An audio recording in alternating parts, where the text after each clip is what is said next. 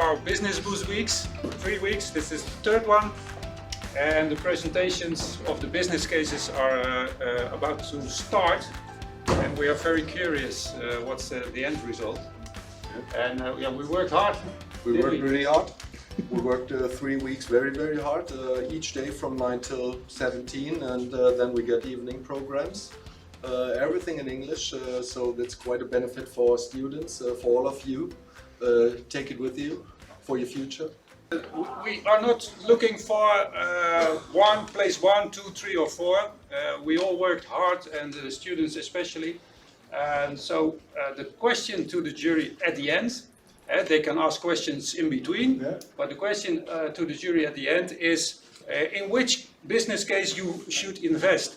What do you see as a big chance, so that will be a success. That's it. Yeah. Okay.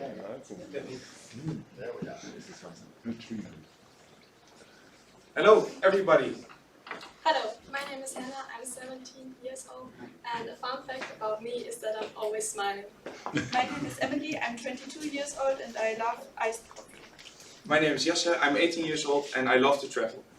I'm Victoria, I'm 18 years old and I love animals. My name is Iris, I'm 21 years old and I'm addicted to coffee, and we're school coffee. Coffee isn't a pleasure for everyone.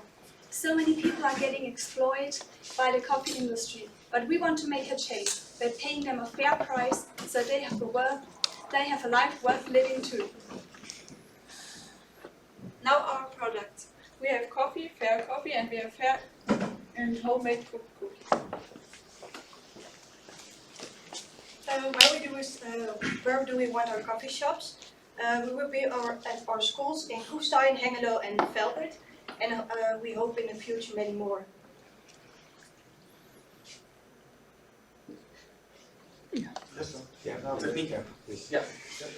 We also want to create a VR world because we want the people to see where their money is going. They can give the farmer the money, they can see where the coffee beans are being made. So we think it's a really good addition to our project.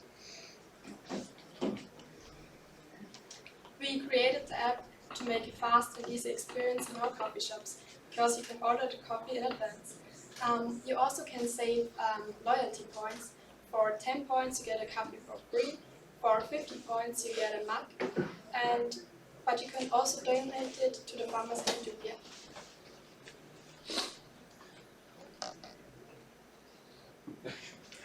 Yeah, we have our budget. No, the budget. Well, we made a budget, but yeah, I can explain. We have made a budget with profit, but we're a non-profit organization, so that's a bit weird. But all our profit is going back to Ethiopia, where we get the beans. Or we invested in the farmers to get their children to a school and a better life. We are School Coffee. Drink our coffee and create a better world. Yeah. I'm Jan, and I'm Finn. And Jan will tell you why we founded C3. The problem I noticed while mountain biking and motocrossing, that you have a lack of comfort when you're wearing your normal glasses underneath your helmet.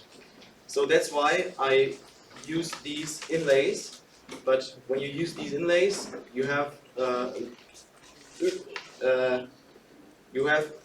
but the inlays are so far away that you have, it offers a restricted field of view. Everything below and underneath, it's blurred.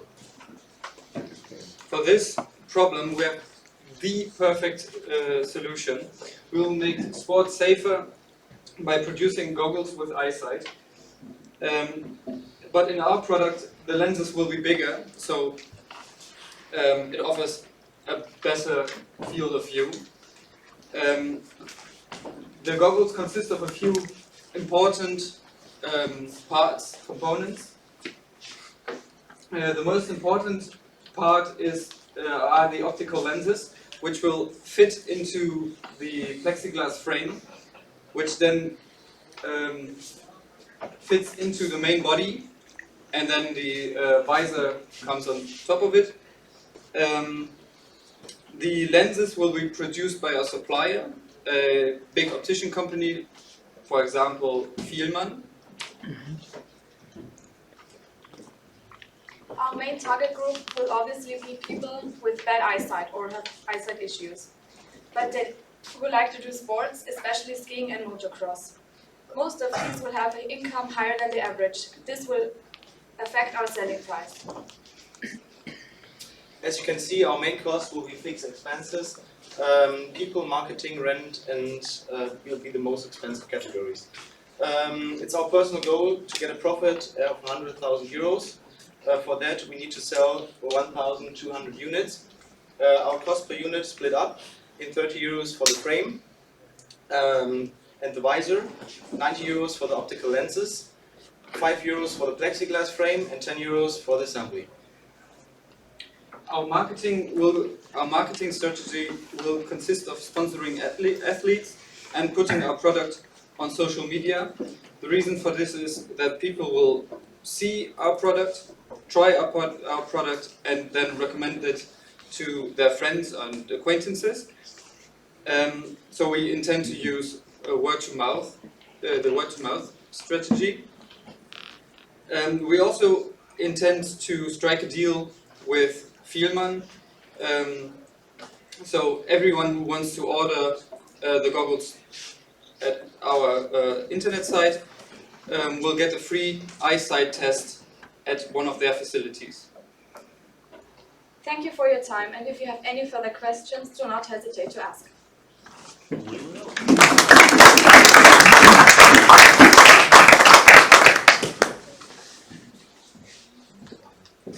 Everyone, you're welcome for being here. Today, I want to introduce you to my team and my idea. We are Sfera Skybox. We specialize in virtual game lobbies, like the pub you are used to know, where you go with your friends. And my team, we have Selina, we have Lea, we have Rico, we have Pepijn, and we have Lennart. We will show you today, you can say, a new form of entertainment. Entertainment 4.0, if you want it like that, a new form of consuming it. So, what do I mean by that? People aren't always able to attend their favorite football game, for example. That's where we started with our idea.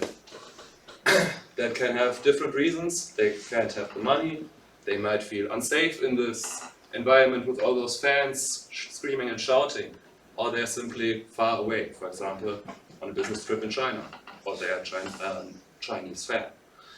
So, what can we do with it? We can just boot up Sfera Skybox.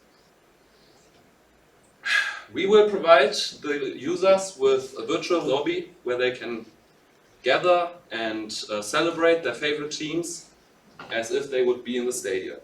And for that, we have a wonderful presentation planned for you, and my colleagues will tell you how exactly it's going to go. And we had to break the idea down a little bit because it was a lot, but we have extremely good features planned for the future, which Pepijn will tell you about as well.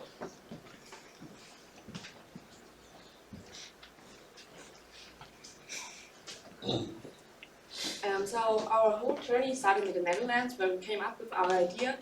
Then the next stop was Austria, where we continued on our project, and we also got to talk to some managers from big companies who also work with VR.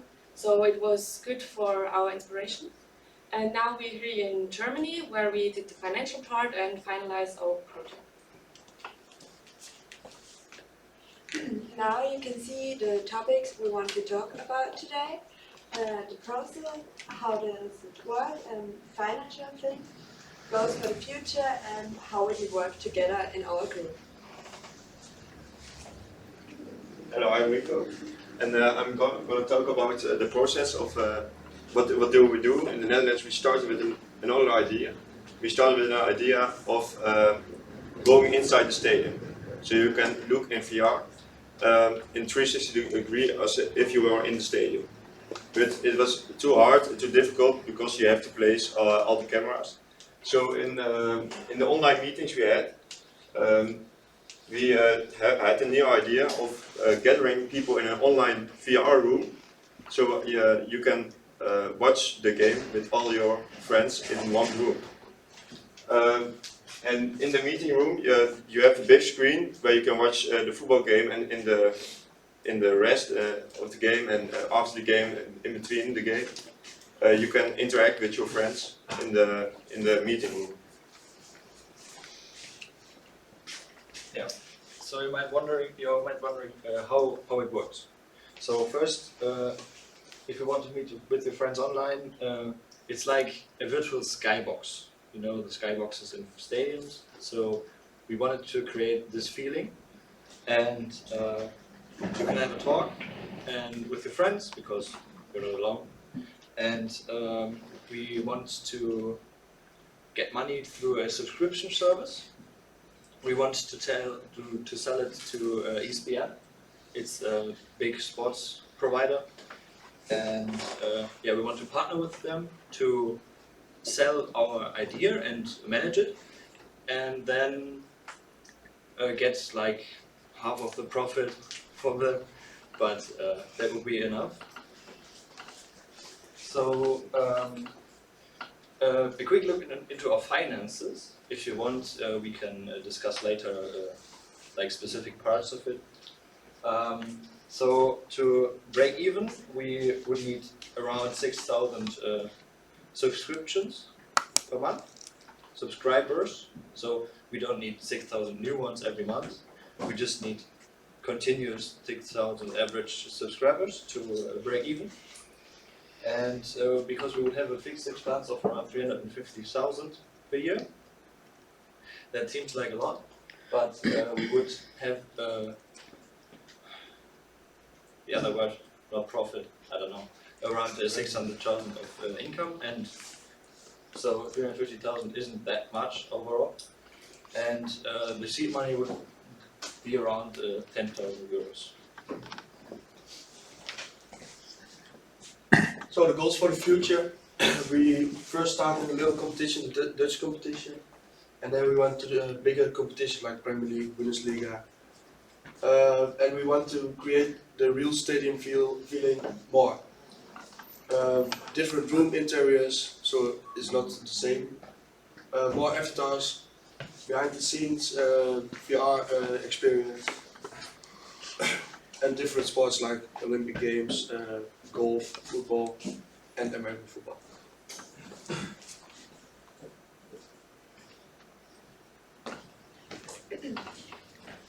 Now I want to talk about a little bit about how we work together in a group or in our team. First of all, I must say everything works very good. Our communication were also really good. Everybody has his own idea and brings it up to our project. And we also planned some video calls in the meantime, and yeah. So some of the negative sides were the planning of the video calls, because we all have appointments and we all live somewhere else, and it was kind of hard to find a date or in the time where everyone was available. And the problem we also had was to find a name, because we had our project, but we wanted a name that fits, that really sounds like our, yeah, it was quite hard to find the perfect name.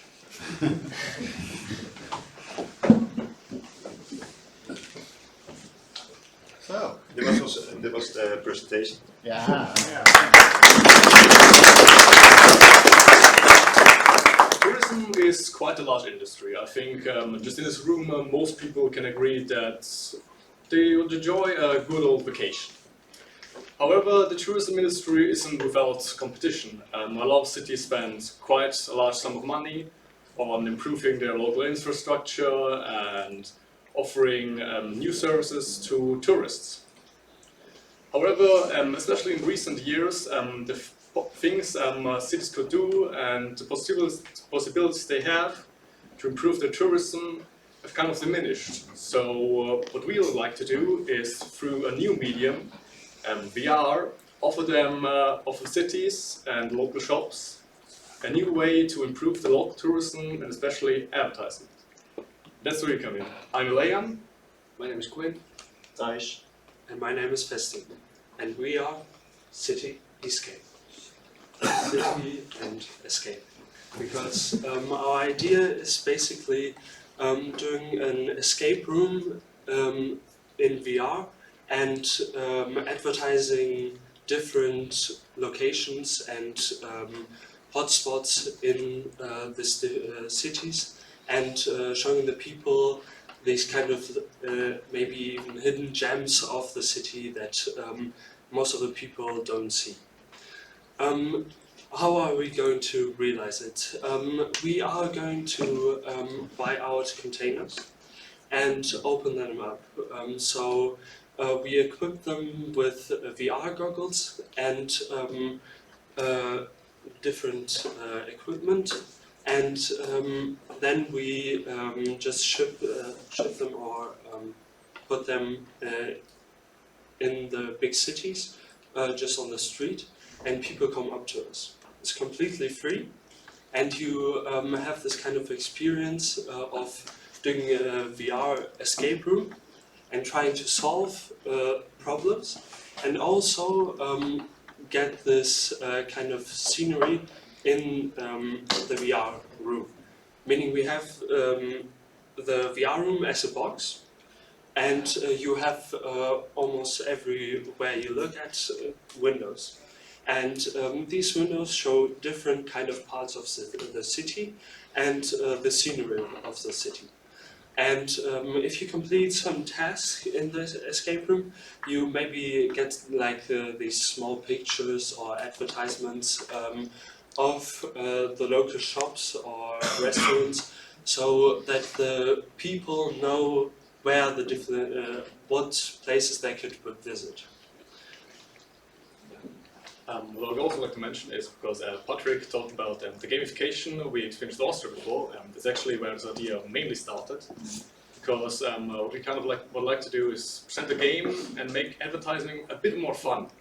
So we'd also like to give out coupons after completing the challenges and kind of, incentivize people to visit all these shops. Now the next thing is, how do the finances look? And we've actually got an Excel sheet prepared for this. Thanks to Sebastian, who prepared it, or who gave us the formula for it. And the way we would, so a cost structure would at the beginning be mainly the VR headsets and the containers we would have to buy. Afterwards, to kind of explain our variable expenses, that would be like the transportation costs for the containers. So we would contract an external firm, and they would. So this one was calculated with like €1.50 per kilometer, and if a container, so we've got 3 containers in the beginning, and one container would cost €400 a week if he travels like 1,000 kilometers in like 3 weeks. Which is like our basis for how long we'd like to set it up in an optimal state. So as I mentioned before, we've got 3 containers at the beginning. We could also expand a bit later to kind of increase our profit exponentially. But we would, for example, prices for the containers would be, for the first week, maybe €5,000 we would get from the city, and for the following weeks, maybe €1,000. However, because we would also make contracts with local shops, this number is very variable, and it could be more, it could be a bit less, but there's like a ground basis for all of this. Now,